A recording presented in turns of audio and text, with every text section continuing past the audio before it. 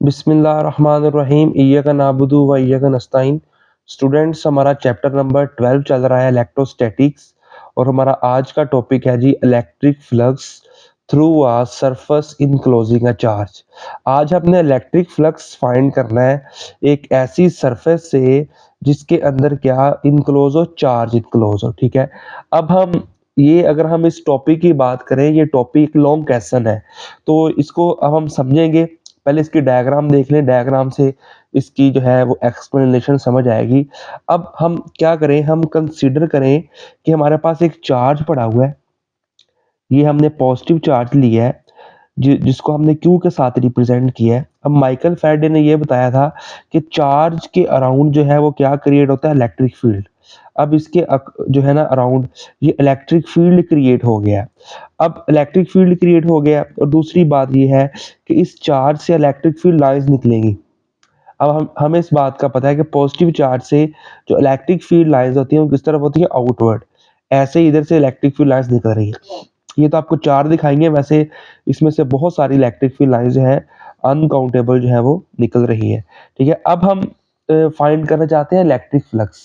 अब एक कंसेप्ट अपने जेहन में रख ले कि जब हम इलेक्ट्रिक फ्लक्स को फाइंड करेंगे ना, ये जो इलेक्ट्रिक फ्लक्स का फार्मूला आपने पढ़ा है पीछे, वो क्या होता है, phi E is equal to E dot ए।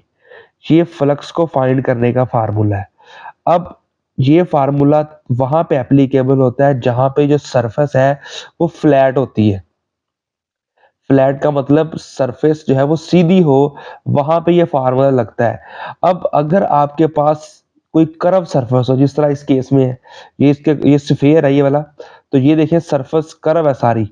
अब इसको फ्लैट बनाने के लिए क्या किया जा सकता है, इसको फ्लैट बनाने के लिए हमने फर्स्ट ईयर के अंदर जो चैप्टर नंबर 4 था उसके अंदर ये टॉपिक पढ़ा था कि अगर आपके पास कोई कर्व सरफेस हो तो उसको फ्लैट बनाने के लिए हम उसको छोटे छोटे पैचेस में डिवाइड कर सकते हैं। जब आप उसको छोटे छोटे पैचेस में डिवाइड करेंगे तो वो सरफेस जो कर्व होती है वो फ्लैट बन जाती है। अब अगर आप देखें, अब हम क्या करेंगे जी, ये जो सरफेस है कर्व, इसको डिवाइड करेंगे स्मॉल पैचेस के अंदर। देखें, मैंने इसका पहला पैच बनाया, इसका नाम रखने एरिया डेल्टा A1, दूसरा पैच डेल्टा A2, तीसरा पैच डेल्टा A3।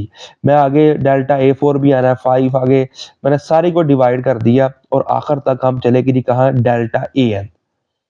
तो delta A1, A2, A3 and so delta AN तक जो है हमने इस कर्व सरफेस को या स्फीयर को डिवाइड कर दिया किसके अंदर, स्मॉल पैचेस के अंदर। ठीक है, अब इसके बाद इसमें से इलेक्ट्रिक फील्ड लाइंस भी निकल रही है चार्ज की वजह से। तो हमने कहा जी जो पहला एरिया डेल्टा A1, इधर से इलेक्ट्रिक फील्ड लाइन गुजर रही है E1, दूसरे से गुजर रही है E2, तीसरे से गुजर रही है E3 एंड एंड वाले से गुजर रही है जी EN। ठीक है, तो ये जो बातें अभी हमने सीखी हैं कंसेप्ट के साथ, अभी हम इसको पढ़ लें ताकि हमें समझ में आ जाए। अब देखें हम क्या लिखेंगे इन बातों को, जो है वर्डिंग में तो क्या लिखेंगे, लिखा था कंसीडर अ क्लोज सरफेस। आपने फर्ज करना है क्लोज सरफेस है इन फॉर्म ऑफ स्फीयर, जिसकी शेप कैसे है, स्फीयर है, ऑफ रेडियस r, जिसका रेडियस क्या है जी r है। ये देखें, ये हमने एक सरफेस कंसीडर की जिसका रेडियस क्या है, r है। इसके बाद आगे देखें,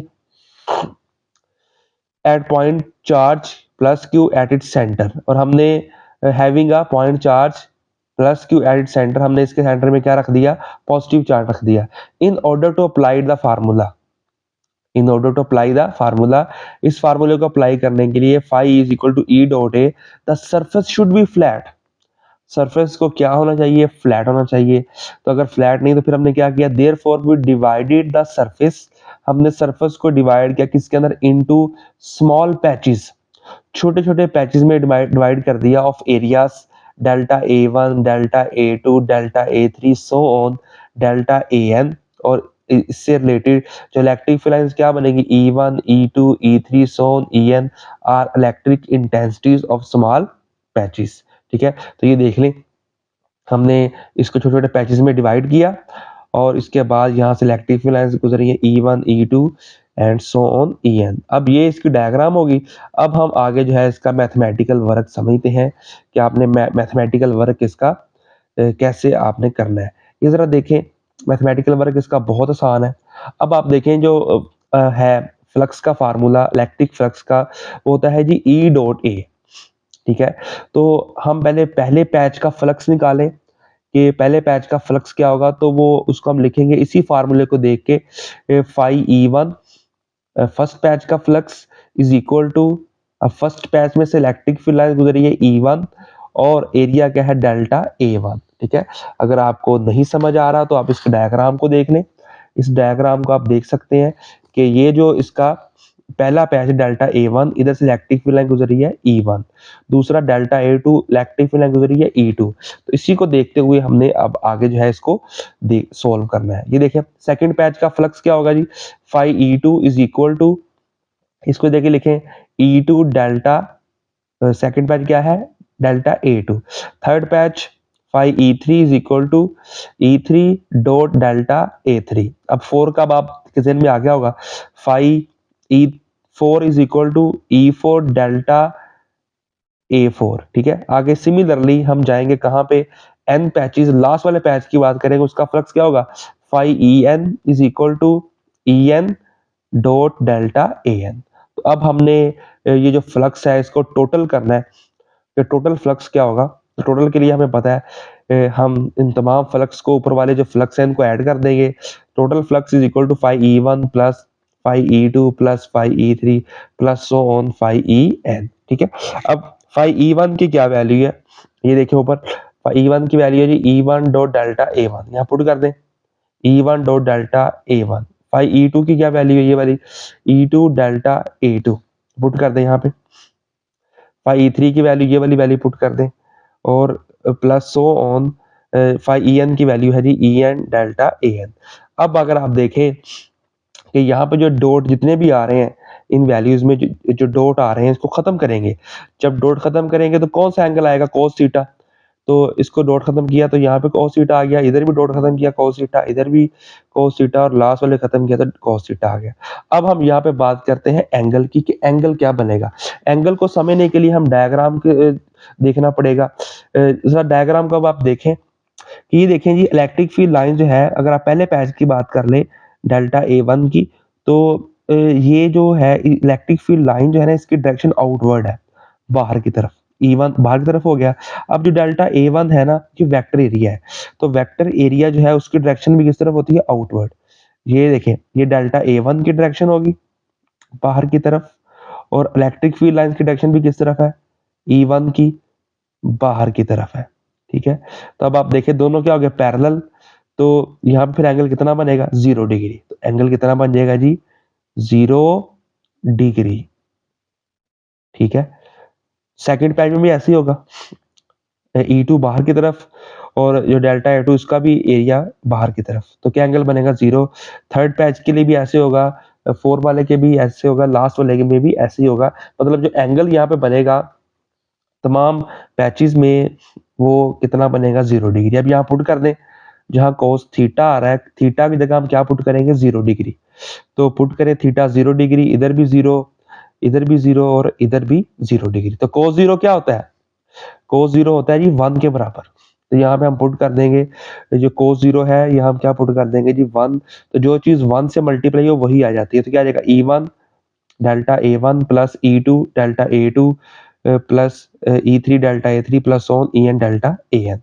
ठीक है, मतलब यहाँ पे जो cos 0 है यहाँ पे क्या हो गया, सारी की जगह 1 हो गया। अब हमें इस बात का पता है कि इलेक्ट्रिक फील्ड लाइंस जो है उनकी मैग्नीट्यूड सेम है। डायग्राम का आप दोबारा देख लें और इसको देख लें जरा कि जो डायग्राम है वो कैसे सेम है।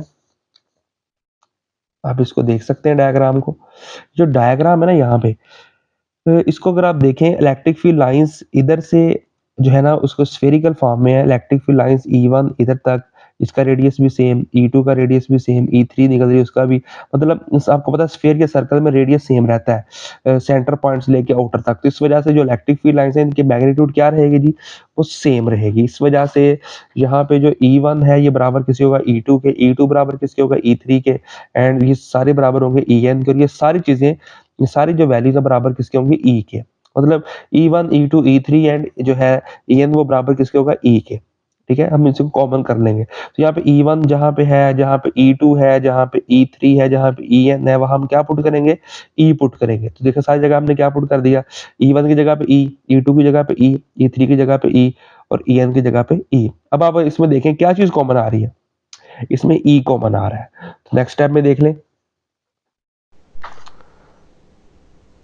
तो आप देखें जरा नेक्स्ट स्टेप के अंदर देखें, यहाँ से E हमने कॉमन ले लिया, पीछे हमारे पास बचा delta A1 plus delta A2 plus delta A3 plus so on delta AN। ठीक है, अब ये जो सारा है जिस सरफेस को हमने डिवाइड किया था वो स्फेयर था, उसका एरिया है। तो इसे हम क्या लिखेंगे, एरिया ऑफ स्फेयर। तो phi is equal to E into area of sphere. तो इसके बाद जो है एरिया ऑफ स्फेयर आप याद रखेंगे बराबर होता है किसके, 4πr स्क्वायर के। ठीक है, अब इसके बाद जैसा कि हम जानते हैं एज वी नो दैट कि E किसके बराबर होता है, E is equal to KQ/R²। पीछे हम पढ़ के आए हैं, इलेक्ट्रिक फील्ड इंटेंसिटी का फार्मूला है। ऊपर वाली इक्वेशन को हमने फर्स्ट का नाम देना है, नीचे वाली को सेकंड का। अब जो सेकंड इक्वेशन है उसको हम कहाँ पुट करेंगे, फर्स्ट में। तो इसको पुट करेंगे, हमने लिख दिया पुट इन इक्वेशन 1। तो इसको 1 में पुट करने से तो phi E is equal to आ जाएगा, ए की जगह पे क्या आ जाएगा, KQ/R², और साथ क्या आ जाएगा, एरिया ऑफ स्फेयर। वैसे ही फाई इज इक्वल टू के किसके बराबर होता है, 1/4πε0 के Q/R²। एरिया ऑफ स्फेयर क्या होता है, 4πr² के, ये ऊपर बता दिया आपको। तो साथ लिख लेंगे 4πr²। अब आप देखिए क्या चीज़ कट हो रही है, R² से कट हो गया, 4π से कट हो गया। पीछे Q को 1 से मल्टीप्लाई करेंगे तो Q आ जाएगा Q/ε0। तो फाई E किसके बराबर आ गया जी, Q/ε0 के। अब ये हमारा जो है वो इस टॉपिक का लास्ट जो है फार्मूला था जो हमने ड्राइव करना था कि electric flux through a surface enclosing charge किसके बराबर होता है, Q/ε0 के। ठीक है, अब अगर आप देखें जो हमने लास्ट पे कंक्लूजन लिखना है, ये जो इलेक्ट्रिक फ्लक्स है ये किस पे डिपेंड करता है। अब फार्मूले को आप देखें, इलेक्ट्रिक फ्लक्स दो चीज़ों पे डिपेंड कर रहा है, एक डिपेंड कर रहा है चार्ज के ऊपर, और दूसरा जो है जिस पे डिपेंड कर रहा है वो है जी ε0 यानी कि मीडियम। एक चार्ज पे डिपेंड कर रहा है, दूसरा मीडियम के ऊपर। मतलब ये किसी भी सरफेस जो है ना उसकी ज्योमेट्री पे डिपेंड नहीं करता, ये चार्ज और मीडियम के ऊपर डिपेंड करता है। ठीक है, आगे आप देख लें कंक्लूजन का जो पहला पॉइंट है, इसको अगर हम पढ़ें तो हमारे पास जो है वो क्या होगा जी, कि इलेक्ट्रिक फ्लक्स जो है through a close surface does not depend upon the shape और ज्योमेट्री ऑफ क्लोज सरफेस। उसकी शेप और ज्योमेट्री पे डिपेंड नहीं करता। ठीक है, किस पे डिपेंड करता है, ये डिपेंड करता है जी, the flux through the surface depends upon the medium and charge enclose. ये मीडियम पे डिपेंड करता है और किस पे ऊपर डिपेंड करता है, चार्ज इनक्लोज पे, जिसका फार्मूला है Q/ε0। ठीक है स्टूडेंट, ये हमारा आज का लेक्चर था, electric flux through a surface enclosing a charge. इसको आप ऐसे लिख लें, ऐसे आप इसको एग्जाम में लिखें तो आपके जो है वो फुल नंबर आ जाएंगे। अब आप इसके नोट्स बना लें। ये अब हम मिलेंगे नेक्स्ट वीडियो में। थैंक यू, अल्लाह हाफिज़।